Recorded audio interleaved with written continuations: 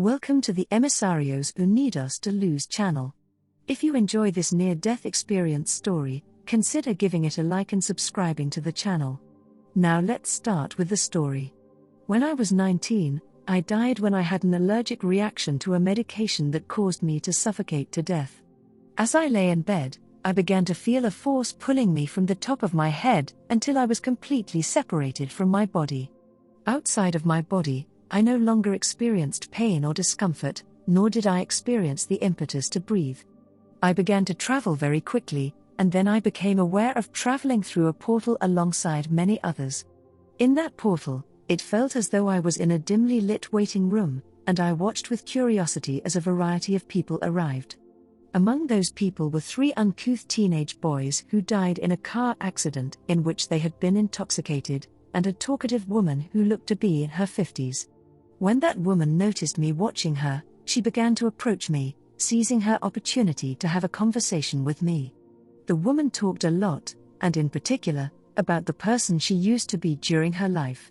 She told me how proud she was of her body, how well she had taken care of herself, and how beautiful and attractive she once was, before proceeding to parade her body in front of me. As I regarded her form, it was glaringly evident how important her outer appearance was to her, and her contrived look and demeanor conveyed how superficially focused a person she would have been during her life. I don't know how I knew, but somehow it was communicated to me that she died of cancer. The woman kept talking, and weary of her chatter, I decided to move on. I watched as several others appeared in the portal, and those people seemed like ordinary people, people who were neither particularly good nor bad. I was taken aback when it was communicated to me that those people around me were people who had died recently, because in that zone, everyone and everything seemed as real to my perception as they seemed when perceiving them via the physical body. As I observed the various people around me, I was approached by a young woman who had beautiful green eyes and red hair. That woman began to tell me about herself and explained to me that she had drowned to death. As she spoke about her death, I was able to see and experience some of what she saw and experienced at the time of her death, and the incongruence between her explanation of events and what actually came to pass was apparent to me. "Tell them this. Tell them that," she ordered as she spoke, hoping that I would convey her messages to her loved ones still counted among the living.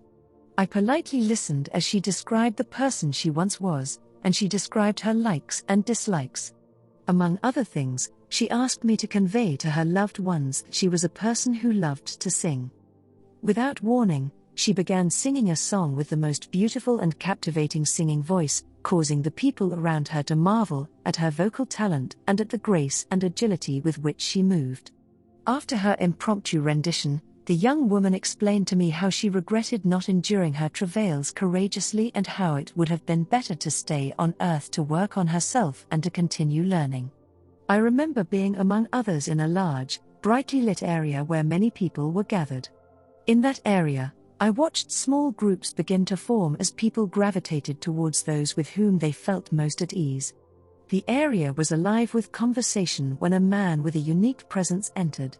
The man emanated a positive and balanced energy, and I knew that I could trust him to tell me where I was and for what reason we were gathered in that area. As I approached him, I received the communication that he was a kind of teacher or guide for the group of gathered people. As his gaze met mine, I received the information that he was a truck driver who died when his vehicle collided with another.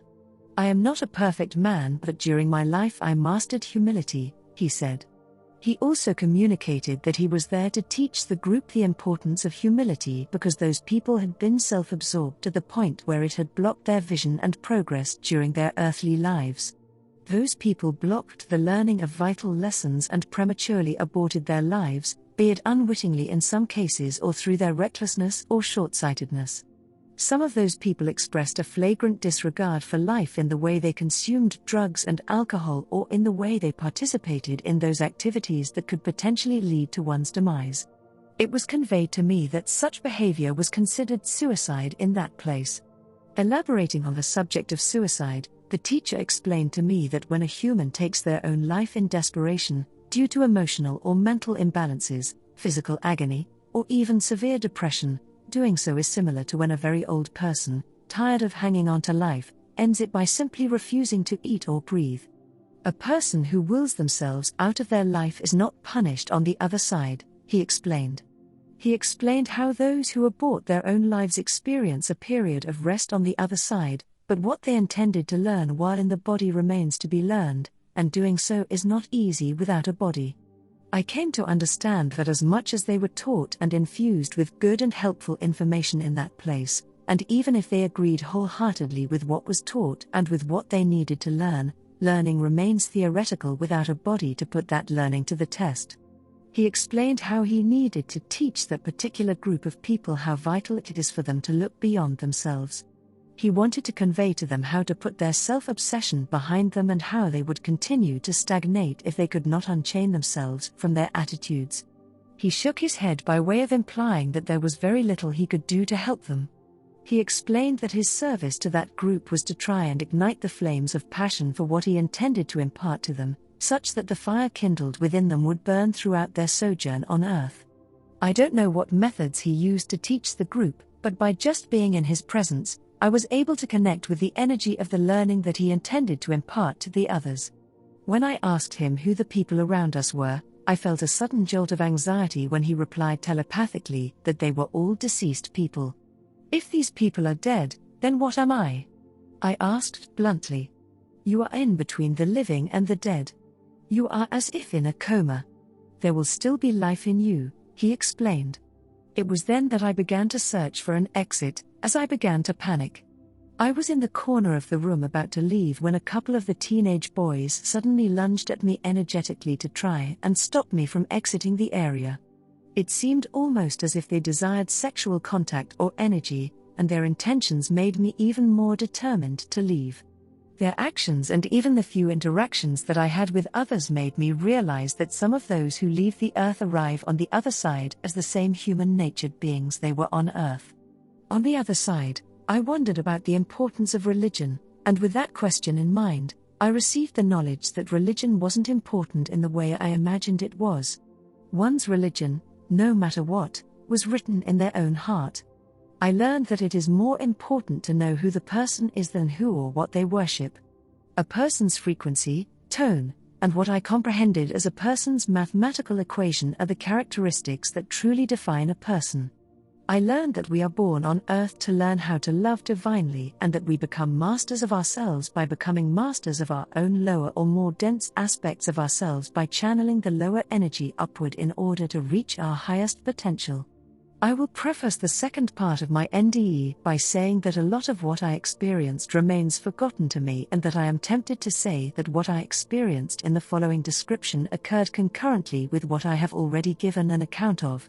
Either way, I will begin by saying that my experience began with the sensation of moving at incredible speed, and as I moved, I became increasingly aware of a divine presence who emanated the purest love, a love that enveloped and permeated my being and filled me with the most profound sense of peace. When I turned towards the presence, I beheld a being whose face radiated a magnificent light, and that being of light, whom I will refer to as my guide, exuded a very maternal energy, even though there were aspects of his energy and of his appearance that seemed masculine to me. It felt as if we were traveling upward and into a realm or experience of higher vibration. Suddenly I was out in space amongst the stars, planets, and celestial bodies, listening to my guide's discourse about the stars as we journeyed through the universe. As we traveled, holographic words and numbers appeared in front of me as my guide talked about the beauty of the celestial bodies and about the laws and order of the universe. My guide explained that there is a supreme mathematics inherent to everything in the universe, and at the time, I was able to understand the enormous array of mathematical equations elemental to all of nature. You are written in the stars, my guide said as he explained to me the order behind the stars in the sky.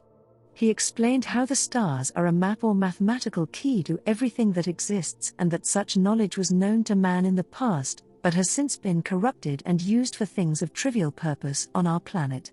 In answer to my prayers, my guide explained to me that there is order and perfection in all that occurs and all that exists. Before my NDE, like many others, I believed that we lived in a world of chaos. It seemed unfair to me that the innocent suffered and that some are subjected to grueling and unrelenting trials while others are born to a life of luxury in the single life we are bestowed with. I would cry and pray for hours at a time, beseeching God to help me understand His design. During my NDE, I came to understand that most of us have lived much longer than we can possibly fathom, and that our life on earth is but an infinitesimal moment in the lifetime of our spirit. I was shown how every single individual, of their own free will, chooses a path in which they encounter the circumstances and experiences that focus on the development of the aspect of spirit they wish to develop. I learned that there is in fact a divine mathematics intrinsic to the programmum of a creation or intention, and that programmum organizes the energy required to orchestrate the alignment of those circumstances and experiences that facilitate the intended learning. In summary, I learned that nothing at all happens by chance. I was shown that every single aspect of our lives is ruled by the natural laws of our own creation and that we chose to subject ourselves to those laws. I learned that we in fact create our worlds. I was also shown how one can never assume that if someone lives a life of suffering, this is because of the evil deeds that he or she has committed in a past life, and that many may choose a life of suffering for what such a life will awaken in them or to be able to touch the lives of others. It filled me with a profound sense of peace and gratitude to finally understand that our lives are indeed orchestrated in accordance with a divine plan, and for the first time, without knowing who or what God is, I completely trusted in God and His plan for my life. My tour through the universe was an inexplicably blissful experience for me, and as we traveled, I was shown many beautiful planets and moons. At the end of our journey, I was brought before what appeared to be a living picture of our planet.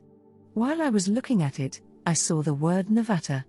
Then the whole planet appeared to awaken from its slumber as the light shone upon it, and I heard a soft female voice sound off the days of the week in a different language. "Prepare for the seventh day," I heard the voice say, and I saw the image of a piano as I received information about music and octaves.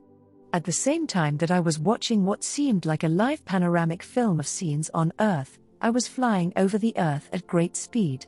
Although I have forgotten so much of the details of that experience, I remember seeing fields of crops while it was explained to me that the food has been altered and poisoned and that the people of Earth are consuming impure food. "This is death," I heard a voice say, and I was told that man should return to the earth or death would ensue everywhere. "Return to the earth," the voice repeated continuously, and I was advised to consume only pure, unadulterated, and clean food. I was then given a life review, and my guide stood by me during that experience as a loving support. Even though I had been very cruel at times and had hurt many people with my bad temper, and although I found it difficult to forgive people, I felt only love and understanding throughout the life review. From the point of view of a higher mind, I was able to feel exactly what others felt in my interactions with them, and I was made aware that even my thoughts affected those around me. Strangely, I was able to enter the minds of many of those with whom I had interacted during my life, and I was able to view their past and the emotional landscape behind their thoughts in order to understand how their beliefs about life took shape. Through that experience, I was able to see how everyone, as children, is in need of love, acceptance, and approval, and towards everyone, I felt the same love that a mother feels towards her toddler child. Contrary to my belief that God was a God of judgment and retribution, I realized that God regards us with the love and compassion that a mother feels towards her young children, albeit of an infinitely greater order of magnitude. The life review gave me the opportunity to analyze and empathize with people in the most profound way, and because of that much deeper understanding and because I repudiated the notion of a judgmental God, I found it easier henceforth to forgive others. For the first time in my life, I felt marvelous to have relinquished the burden of my anger and judgments and to feel a motherly love towards even my sworn enemies. I was also made aware that my higher self or soul views my corporeal self with the same maternal love and compassion, and that it wanted me to live a life filled with love, happiness, and joy. During my near-death experience, I never had the sense that God was an entity relegated to form, but rather that God was the essence, intrinsic to all forms. I sensed too that God was somewhat of a super-intelligence, or the order in all things, and the highest vibration or frequency quintessence, present everywhere and in all things. From my NDE, I brought back the knowledge that everything is imbued with the divine essence or divine spark, that which I call God, and that divine spark is in every atom, mineral, vegetable, animal, human, and beyond. With God thus defined, I returned from my NDE emancipated from the burdensome impetus to define, categorize, or label things. I now see that we are all conscious and experiencing life, learning how to love, create, and develop ourselves to reach our highest potential. I knew that it behooved me to live life in the expression of my spirit and to trust in God more than ever. I now realize that the universe is perfectly ordered and that it always finds a way to balance everything. During my near-death experience, I observed that each continent, country, city, race, or family vibrated with a unique energy pattern, connected yet distinct from the others of its kind, and that each is sacred with an important purpose. My guide then asked me to return to my body. His intention hurt me so deeply that I felt as if I was being torn in half. The emotional pain was so deep that I felt my cry implode within me as I fell forward and collapsed. Then I began to wail from a place deep within me as I felt every part of my being in anguish. The thought of being separated from my one and only was so unbearable that it felt like death. My guide then approached me, and with his arms around me, he comforted me and calmly encouraged me to be strong. "Look to your left," he said, and as I did, I saw a school bus come to a stop in the distance. I watched as a small child was escorted out of the bus and brought to me, and I recognized that child as my daughter, who at the time was only 4 years old. She had been asked in her sleep to come in spirit to help me. She walked up to me and tugged at me a little. "Mommy, who will take care of us if you don't return?" she asked. Her words filled me with a love that burst forth like the sun, and without hesitating, I answered her, saying, "Honey, I will, of course." My guide smiled knowingly and reminded me that he was not forcing me to go back and that ultimately it was my choice. I looked at him and back towards Earth. I wanted to go back to love and take care of my daughter, but the thought of being separated from him still hurt me deeply. "Look to your right," he said, and as I turned towards my right, I saw a holographic figure of my mother, old and in need of help. I felt compelled to reach out, touch, and try to help that seemingly alive apparition. "You see? It is time. You want to go back," my guide said. "Please." "I can't go without you," I cried. "Very well, I will go with you," he replied. Suddenly, we were together as one being, and I felt safe and calm. "Point your finger forward and touch the planet," he said.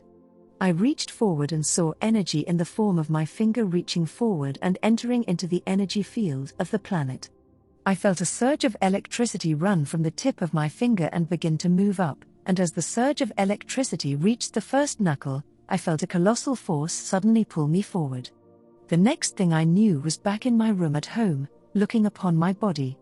I moved towards my body and tried to connect with it, but when I wasn't able to, I began to panic. I tried moving my body, and I tried to scream, but my body seemed to lie there lifelessly. "Push yourself again and again through the throat area. This will trigger a release of energy, and your husband will hear you," my guide advised. "When he touches you, you will be able to reconnect with your body," he explained.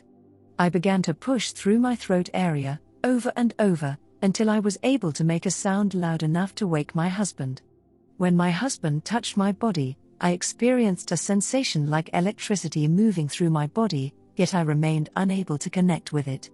My husband, realizing that I was in shock, grabbed me, yanked my body upward towards him, and began shouting my name repetitively.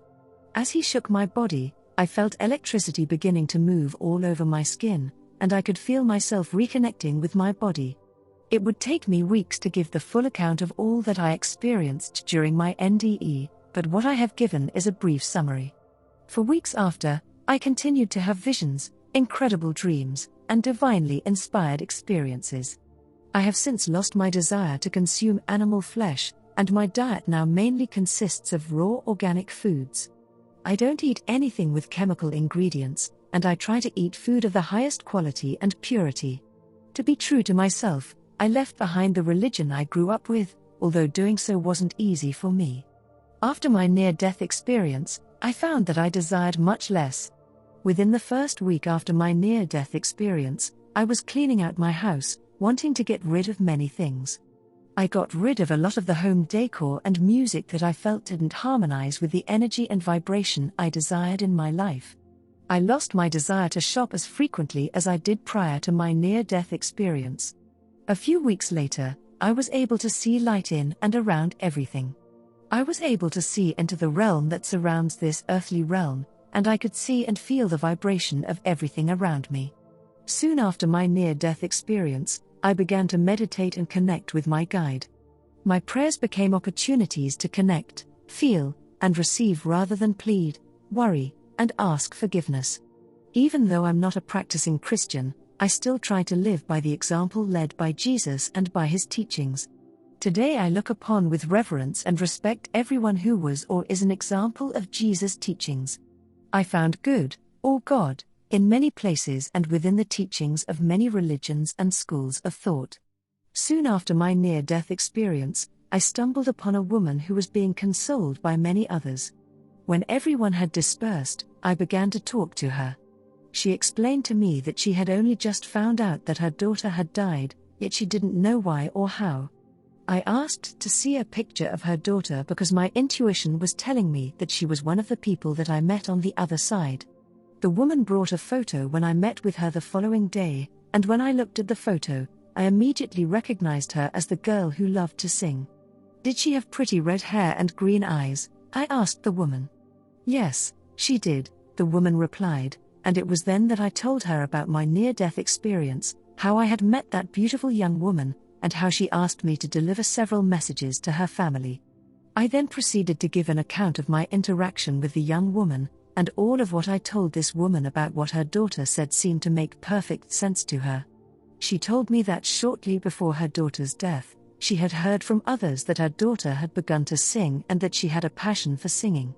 I told her of her daughter's regrets about deciding to end her life prematurely, and even though such things are difficult to reflect on, I knew that all that I gave her an account of provided some comfort to that woman.